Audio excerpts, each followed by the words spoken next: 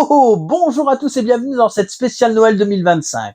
Lorsque l'on parle de George Miller, on pense automatiquement à la franchise Mad Max, au point d'occulter tout le reste. On oublie ainsi qu'il est l'homme derrière les films Babe, tout d'abord en tant que producteur et scénariste, puis en tant que réalisateur.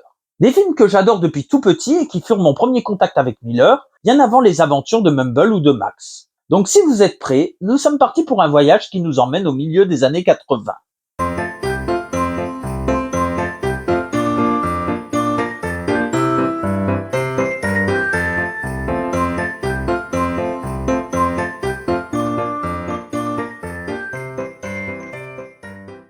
Et si tout avait commencé en 1984? George Miller et George Ogilvy tournent Mad Max au-delà du dôme du tonnerre, troisième volet de la franchise se déroulant en partie à Bartertown, ville régie par le méthane issu de déjections de porc. Miller ayant visiblement adoré travailler avec les porcins, il voudrait réaliser un film les mettant en vedette. Il finit par découvrir The Cheap Pig ou Babe the Gallant Pig, livre pour enfants écrit par Dickin Smith, soit l'histoire d'un petit cochon voué initialement au repas de Noël et devenant un cochon de berger. Miller achète les droits mais doit faire face à un gros problème. Il ne sait pas comment faire parler les animaux. Nous sommes à une époque où les images de synthèse évoluent constamment et un film peut être aussi bien révolutionnaire que rapidement daté. Ne voulant pas opter pour l'animation traditionnelle, Miller préfère attendre plusieurs années afin d'obtenir le meilleur rendu possible. Pendant ce temps, il va se faire une place à Hollywood, non sans fracas.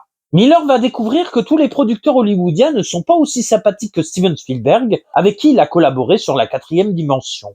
Il va ainsi subir John Peters sur le tournage des Sorcières d'Eastwick, au point que Jack Nicholson devra intervenir. Malgré tout, le film s'avère être une comédie fantastique jubilatoire et féroce, doublée d'un joli succès.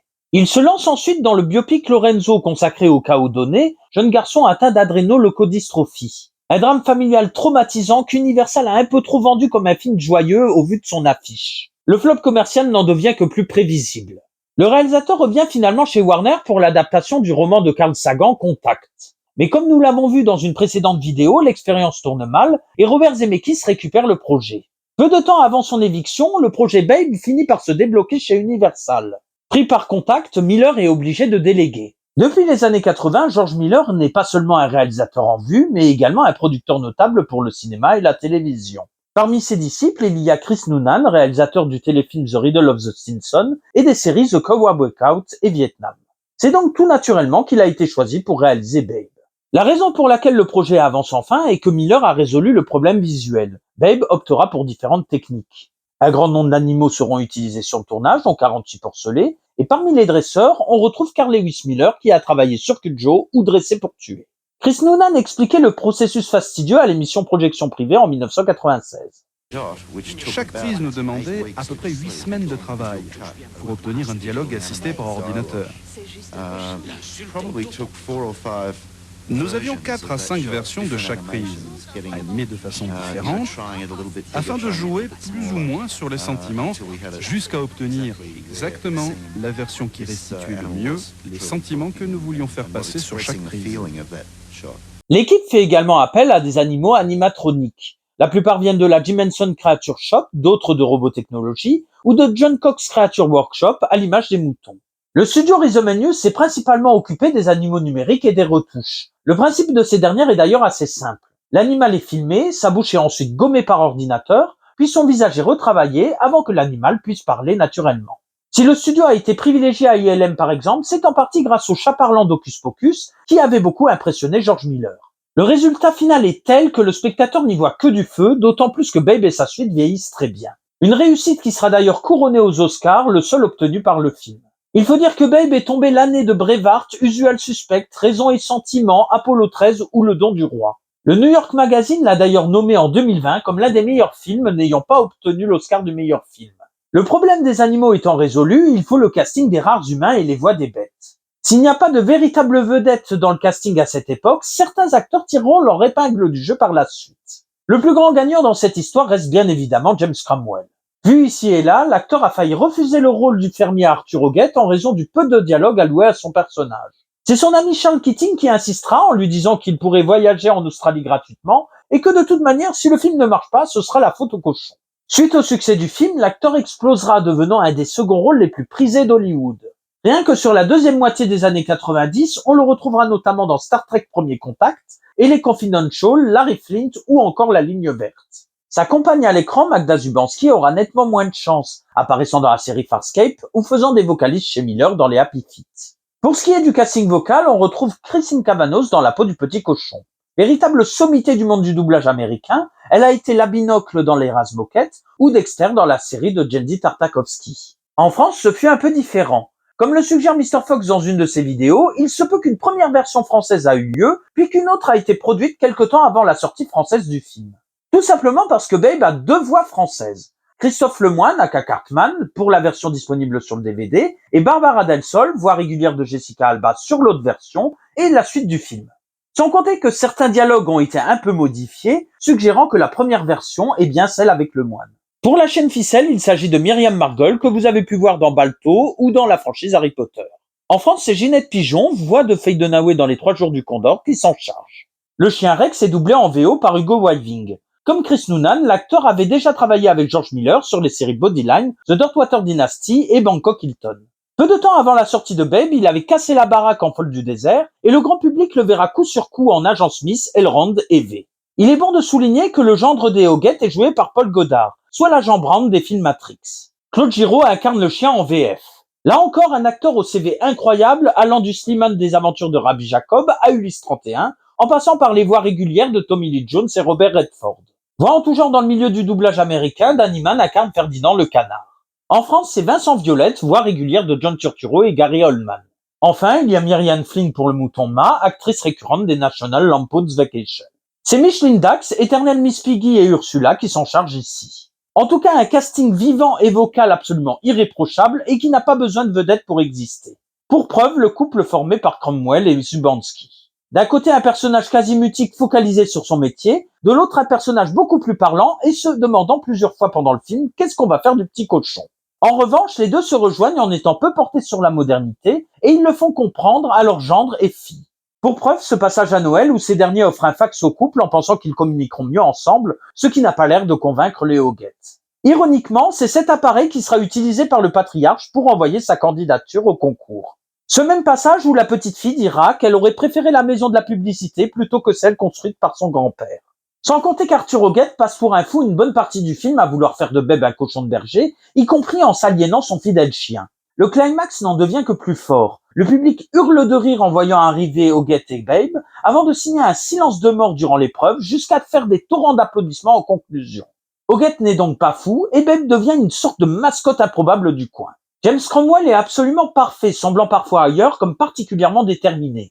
Et puis il faut voir sa danse frappadingue sur la symphonie numéro 3 avec orgue de Camille Saint-Saëns. Dans son livre sur la franchise Mad Max, Yann Nathan évoque Babe comme tout l'inverse de Mad Max. Idyllique, charmant et destiné à un public familial. Pourtant, ce premier film contredit rapidement cette phrase et ce sera encore plus le cas du second. Quand bien même ces films sont destinés à un public plus familial, ils ne se présentent pas comme des comédies à la Beethoven et vont plus chercher du côté du conte ou de la fable, ce que fera également Miller sur les Happy Feet. Il est bon de rappeler que Babe manque de mourir par 4 fois durant le film. Mangé pour Noël, agressé par des chiens, fusillé ou tombant gravement malade.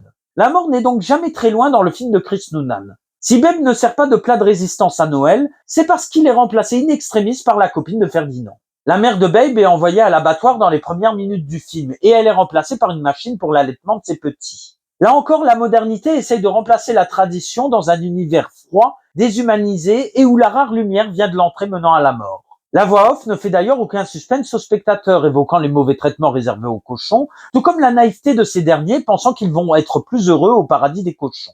Le fameux paradis en question est clairement montré par Noonan. Il s'agit d'un camion avec écrit viande dessus.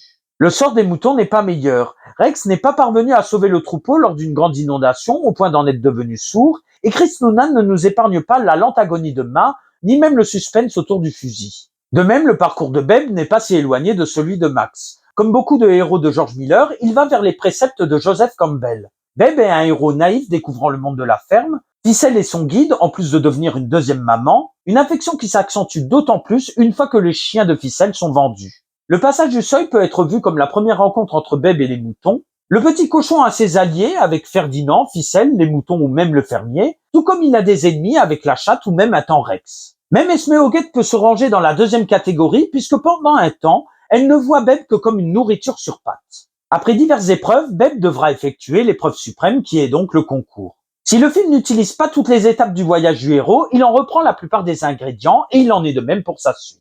L'aspect conte est également renforcé par l'ouverture qui reprend le principe de certains films Disney et le chapitrage va également dans ce sens. Autre point évoquant le conflit entre tradition et modernité, le dressage. Quand les chiens s'occupent des moutons, ils ne communiquent pas avec eux et sont brutaux au point d'être craints et d'être considérés comme des loups. Babe symbolise la modernité. Il dialogue avec eux et ces derniers suivent direct. La gentillesse est donc plus forte que la brutalité. Babe le cochon devenu berger est donc un très grand film et sera un immense succès commercial. Néanmoins, tout ne s'est pas bien déroulé en coulisses. Miller débarque et de contact, il s'est beaucoup impliqué sur le tournage au point qu'il y a eu des tensions entre Noonan et lui. James Cromwell témoignera au magazine The Hollywood Reporter qu'il a dû s'interposer une fois entre le réalisateur et le producteur sur le tournage. Curieusement, il dira également qu'il n'y a plus eu de conflit suite à cette intervention. Il disait également que le problème vient aussi des personnalités différentes du réalisateur et du producteur. La mise en scène de Babe est imprégnée de l'humanité, du cœur et de la douceur de Chris. Si George a ses qualités dans la vie de tous les jours, il ne les utilise pas souvent quand il réalise un film. George pensait que Babe devait être plus sombre et anxiogène. Ce conflit continuera après la sortie du film par voie interposée. Chris Noonan commencera en 2007. J'ai senti que George Miller a essayé de s'attirer tout le crédit pour Babe et il a même essayé de m'enlever tout crédit, ce qui m'a fait perdre confiance en moi. C'était comme si votre gourou vous disait que vous n'avez aucun talent. C'était très déconcertant. Chris Noonan finira par rectifier le tir quelques mois plus tard, mais le mal est fait. Ainsi, George Miller finira par répondre. Ce que Chris a dit est diffamatoire. Que je tente de faire disparaître son nom est totalement faux. Je vais même aller plus loin. The Year My Voice Broke, c'était à 100% la vision de John Duigan et Calme Blanc celle de Philip Noyce. Mais en ce qui concerne Babe, la vision a été livrée à Chris Noonan sur un plateau d'argent. Au final, Chris Noonan mettra des années avant de réaliser un nouveau film et George Miller fera la suite de Babe sans lui. Autre couac, la musique. George Miller voulait initialement Jerry Goldsmith avec qui il avait collaboré sur La Quatrième Dimension. Mais sa partition a été jugée trop sombre par Universal avant même l'enregistrement. Nigel Westlake est alors choisi suite à sa partition pour le documentaire Antarctica. Un score évoquant aussi bien sa saillance que Georges Bizet ou Gabriel Fauré. Des inspirations qui n'ont rien d'étonnant dans le cinéma de George Miller, puisque ce dernier avait déjà utilisé Nessun Dorma et Adagio for Strings pour les bandes originales des Sorcières d'Eastwick et Lorenzo. Au vu de la qualité de l'OST, il n'est pas étonnant que Westlake a rempilé pour la suite avec la même qualité au rendez-vous. N'ayant plus de matériel à exploiter, George Miller prolonge les aventures du petit cochon définitivement à sa sauce, en compagnie de Mark Lamprell et Judy Morris. Des personnes qui connaissent bien Miller, puisque le premier a réalisé le making-of de Mad Max 3, et la seconde a joué dans des productions télévisuelles de Miller. Elle sera d'ailleurs à ses côtés sur le premier Happy Feet. Pour ce qui est du casting, les principaux acteurs du premier film reprennent du service, mais il y a une ombre au tableau. Christine Cavanos ne reprendra pas le rôle de Babe suite à l'échec de négociations contractuelles. Elle sera remplacée par Elizabeth Daily, qui avait doublé Lorenzo, et qui connaît bien Cavanos puisqu'elle est casse-bonbon dans les Razmoquettes. Christine Cavanos se retirera du monde du doublage en 2001 et décédera en 2014 à l'âge de 55 ans. D'autres acteurs font leur apparition. La gérante est incarnée par Mary Stein, que l'on reverra grimée dans Le Grinch ou Men in Black 2. Son oncle est joué par le vétéran Mickey Rooney. Pour ce qui est des chimpanzés, on retrouve Glenn Idley, Stephen White et Nathan Quest. En France, on retrouve Kelvin Dumour, voix d'Harley Quinn, Bruno Carna, voix de Batman dans la Ligue des Justiciers, et Paul Nivet, voix d'Andy dans Toy Story 2. James Cosmo, père d'Ail Lambert, s'occupe de Laurent-Outante et Lonius. En France, c'est Michel Papinecci, voix régulière de Robin Williams, qui s'en charge. Le chien handicapé Flilic est doublé en VO par Adam Goldberg, tout droit sorti d'Il faut sauver le soldat Ryan. En France, c'est Thierry Vermut, autre figure phare du doublage français de South Park.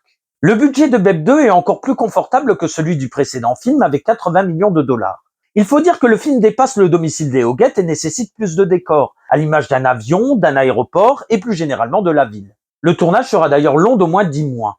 Comme pour le précédent film, les animaux seront représentés à la fois par de vraies bêtes, des animatroniques et des CGI.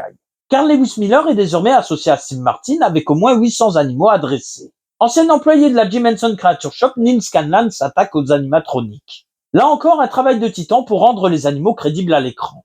Dès qu'un animal bougeait, il s'agissait soit d'un animal réel, soit d'images de synthèse. Marcher, courir ou sauter, ce sont vraiment les seules choses que les animatroniques ne peuvent pas encore accomplir de façon convaincante. Mais heureusement pour nous, un cochon se retrouve souvent dans les 3 mêmes positions, debout, assis ou couché.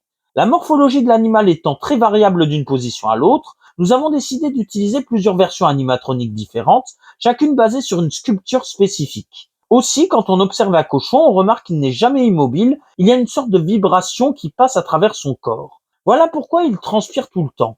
Nous nous sommes efforcés de reproduire ça. Rhizome News est de retour aux effets visuels, accompagné par Milfilm et Animal Logic, studio déjà présent sur le premier film et que l'on retrouvera sur les Happy Feet. Là encore, difficile de ne pas être épaté devant ce mélange parfait qui n'a pas pris une ride.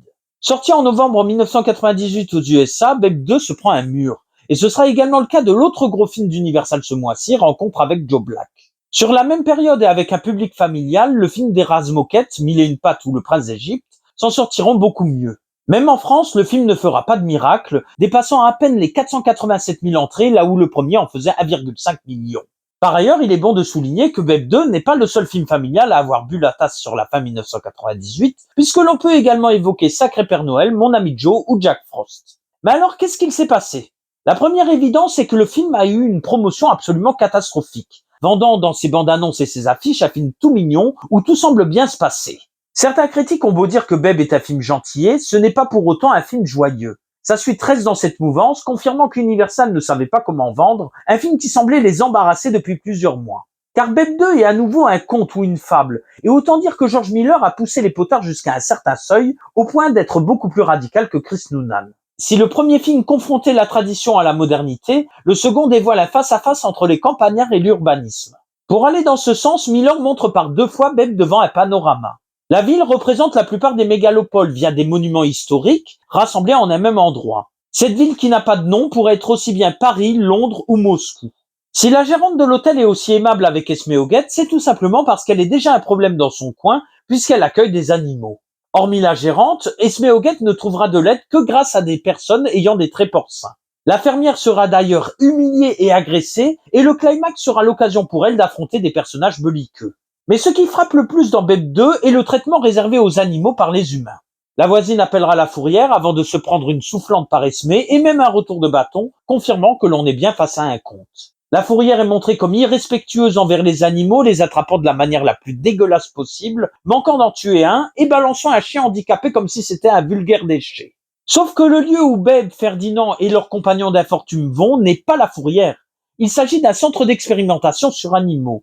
Thelonious sera d'ailleurs photographié comme si c'était un vulgaire criminel allant en prison. Sans compter l'ami canard se faisant tirer dessus lors de son atterrissage dans un stand de tir. La brutalité des humains des villes dans le film amène à un autre problème survenu durant la post-production, le remontage du film. En l'état, Babe 2 est déjà un très bon film, n'ayant pas peur de montrer certaines choses aux enfants et aux adultes, et n'en déplaise à certains, il n'est pas plus brutal que son aîné. En revanche, il l'est par la perte de repères. Du premier film, on ne suit principalement que le petit cochon, sa maîtresse et le canard. Les autres animaux ne font que passer, et c'est pareil pour le père Hoguet qui est évacué dès les premières minutes par un accident. Sans compter les héros dans une terre inconnue qu'ils essayeront de fuir dès que possible. Le monde que le spectateur a connu depuis 1995 n'est plus là, et on peut comprendre qu'une partie du public y a répondu défavorablement. Mais les premiers montages allaient beaucoup plus loin dans la violence et le sinistre, rendant le film encore plus sombre qu'il ne l'est déjà dans sa forme finale. Le Blu-ray récent de BQHL ainsi que les éditions internationales ne nous seront d'aucun secours. Mais comme l'évoquait Mad Movies dans son hors-série consacré à George Miller, on connaît certaines informations concernant des scènes coupées ou des aspects gommés du film. Arthur Hoguet se prend une planche sur la tête? Il devait initialement en mourir. L'oncle joué par Rooney a l'air particulièrement douteux? C'est normal, son portrait était encore accentué dans d'autres scènes. Si dans le montage final il est déjà montré comme menteur, gourmand et même un peu trop tactile, il était en plus alcoolique et méchant envers ses animaux. Un véritable abuseur dont le comportement se reflétait sur ses bêtes, les amenant à devenir beaucoup plus agressives avec les autres. Pour preuve, le pauvre Babe qui était balancé plusieurs fois par la fenêtre durant le film. Un plan est d'ailleurs encore visible dans la bande-annonce, expliquant en partie pourquoi Babe a autant de facilité à nager après la poursuite avec les chiens.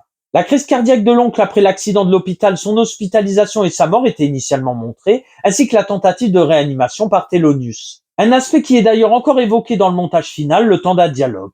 La scène de la fouille à l'aéroport était initialement plus longue et le passage d'Esme en prison devait être montré, la confrontant notamment à une autre détenue. Quant au pauvre Ferdinand, il faisait la connaissance de Chinatown et des canards laqués. La noyade du Bull Terrier a dû être atténuée tant elle était dérangeante, que ce soit dans les réactions des autres animaux favorables à sa noyade ou dans le réalisme de la scène. Cromwell en témoigne. Mon fils a travaillé là-dessus en tant qu'artiste effet visuel et quand j'ai vu le résultat, je me suis dit qu'il ne pouvait pas montrer ça à des enfants. Les gosses allaient péter les plombs.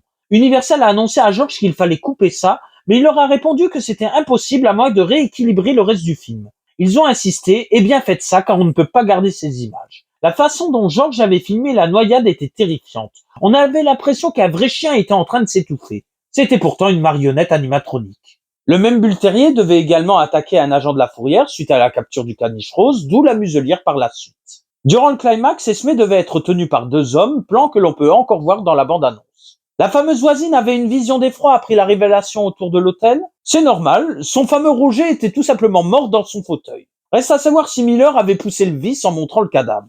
Mais la plus grosse coupe se trouve dans le passage au centre d'expérimentation. Des animaux avaient des tumeurs, des lapins fumaient des cigarettes, et selon Cromwell, il était également question d'une vivisection. Le remontage essayera tant bien que mal de limiter la casse, mais impossible de cacher la noirceur indéniable du film, quand bien même elle est atténuée. Babe 2 peut également se voir comme une odyssée, celle d'un héros qui commet des erreurs mais essaye de se racheter. Babe s'en veut de l'accident du début, comme il est le responsable de l'incendie de l'hôpital ou de l'arrivée de la fourrière. Néanmoins, il essaiera toujours d'aider les autres, y compris ceux qui lui veulent du mal initialement, et c'est lui qui retrouvera les autres grâce à son groin. Mais c'est également l'Odyssée d'Esmé. Si le premier film se focalisait sur son mari, la fermière a droit à son propre film ici. Esmé devra s'accrocher, subissant moult humiliations jusqu'à un costume génialement improbable, avant de reprendre la situation en main dans un climax d'anthologie. Leur parcours n'est pas sans rappeler ceux de Mumble et Furiosa, des outsiders qui vivront une série d'épreuves avant de revenir plus forts et victorieux en terre promise. Il est bon de souligner que les mauvaises finances des Hoggett avaient déjà été évoquées par le gendre dans le précédent film. Preuve que Miller n'a pas été chercher l'inspiration très loin pour sa suite. Notons que la réflexion du bull terrier sur sa nature n'est pas si éloignée de celle de Rex. Si ce dernier est un chien de berger, c'est à cause de sa race. Et c'est un peu pareil pour le bull terrier qui est un chien de garde et donc voué à être méchant. Ces petits contredisent cela et même lui semble retrouver son humanité grâce à Babe. Repoussé de plusieurs mois suite au remontage, Babe 2 n'a pas été aidé par les rumeurs et le film y perdra. Suite aux insuccès du film et de rencontres avec Joe Black, Casey Silver, directeur général d'Universal, démissionnera. En 2011, Ron Meyer, autre ponte d'Universal, dira que Wolfman et Babe 2 sont 2 des pires films que le studio n'a jamais produits. Au vu du nombre de daubes produites par Universal entre 1995 et 2013, laissez-moi en douter. Ce qui n'empêchera pas Gene Siskel de lui consacrer une très bonne critique, en plus de lui décerner le titre de meilleur film de 1998. Babe 2 sera d'ailleurs un des derniers films qu'il chroniquera, le célèbre critique décédant quelques semaines plus tard. De même, n'en déplaise à François Grelet de Première, le film a bien son lot de fans, et ce même parfois depuis sa sortie, à l'image de votre interlocuteur. Babe le cochon dans la ville est un film maîtrisé malgré ses coupes, et n'est donc pas tant un film malade. Nous ne sommes pas face à un film comme La Forteresse Noire où il semble manquer au moins 1 heure.